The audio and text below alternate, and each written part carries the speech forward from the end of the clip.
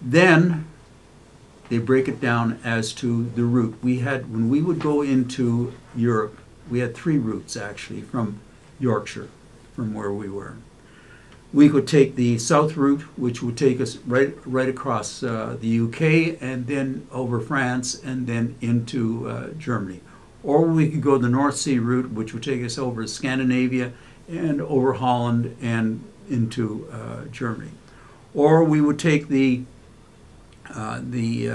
Irish Channel and come in from the west. All our navigators are taking notes as to where each aircraft is going to go.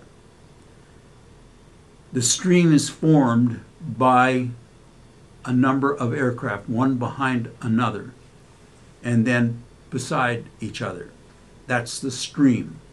And if you were to look up, you would see just black rows of aircraft. This is our last trip to Berlin. When we would return, or someone said at one of the schools said, if you return, when we would return, we would sit down for a debriefing. Each crew would sit down at a table similar to this, and we would have someone reading photographs, because we already had photographs of what we had dropped the bombs on. And we would have intelligence people, and we would have people from the non-military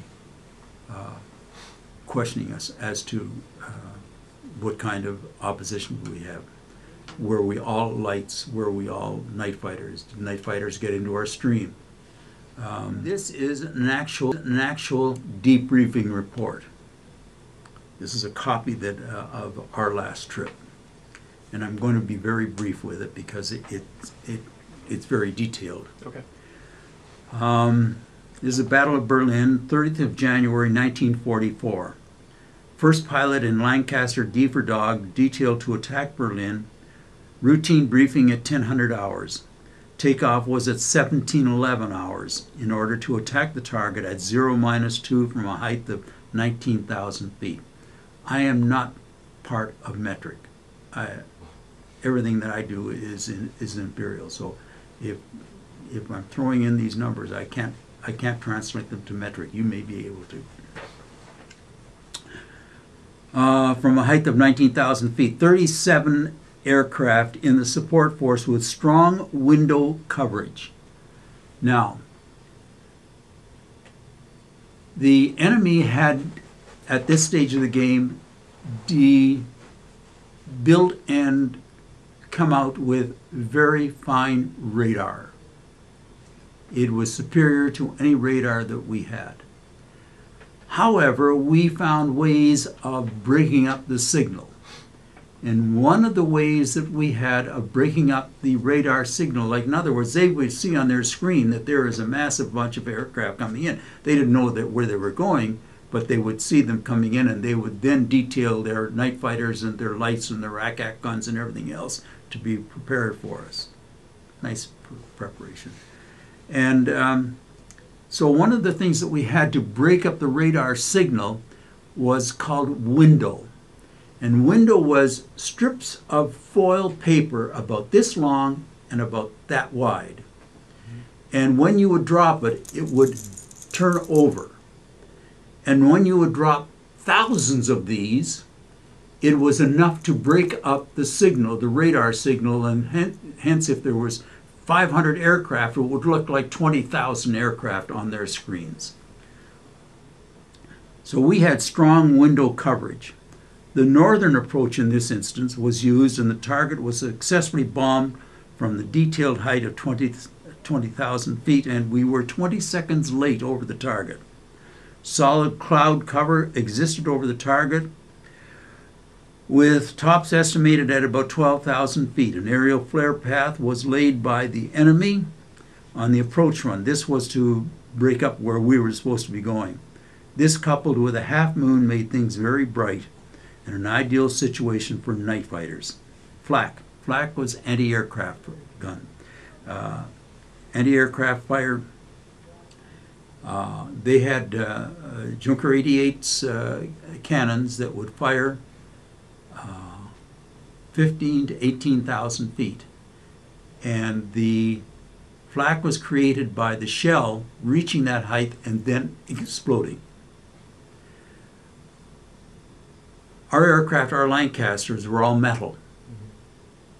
Have you ever sat in a snowstorm or a hailstorm when things are pelting on your car? Yes. That's what that was like. The fragments of the shell casings would be hitting our aircraft. And without a direct hit, it would damage, do a lot of damage, puncture us, do many things to us. But their flak people were good. They had some great gunners, and it was tragic what they did. Flak was considered to be medium. One supporting aircraft was shot down in flames over the target. No parachutes were seen. 7 young men like that, gone. 7 young men, just gone. That was it. The White Cliffs of Dover. And we flew over Portsmouth. Portsmouth was a no-fly zone. Portsmouth was the center of the Royal Navy.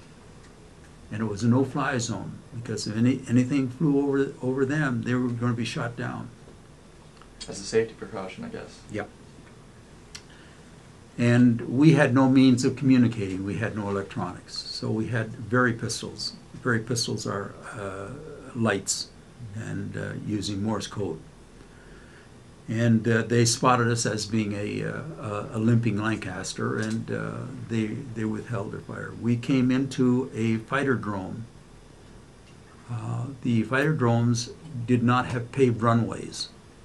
The fighter drome was all grass, the whole total grass field.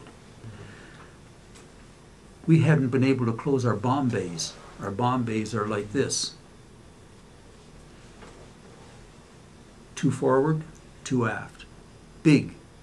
So we're flying with these down. No hydraulics. We can't put our wheels down to land. We ended up coming in to a drome called Coltishall, which was a fighter drome, and using the bomb bay doors like sleigh runners. We came in, of course, we tore up the field unbelievably. I can imagine. We cleared the end of the field and we settled down. And our boys, we all got out the hatches as fast as we could because we didn't know whether we were going to burn or not. And while we're tumbling out, the RAF wagon they didn't have sirens on ambulances or fire trucks. They had clangers. Clang, clang, clang, clang, clang, clang, clang, clang.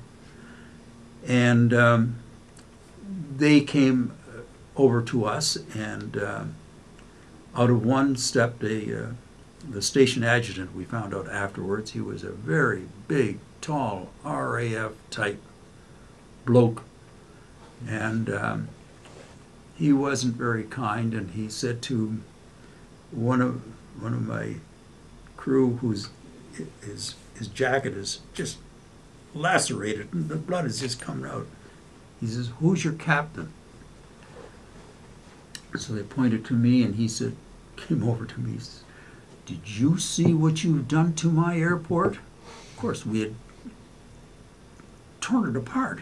I mean, those doors, they held up as long as they could, but all they were doing was like plowing. And I said, "Yes." He said, "Yes, what?" He was looking for a "yes, sir."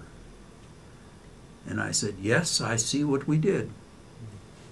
He said, "Don't you ever come back here." I said, "I promise you, we will." Then did our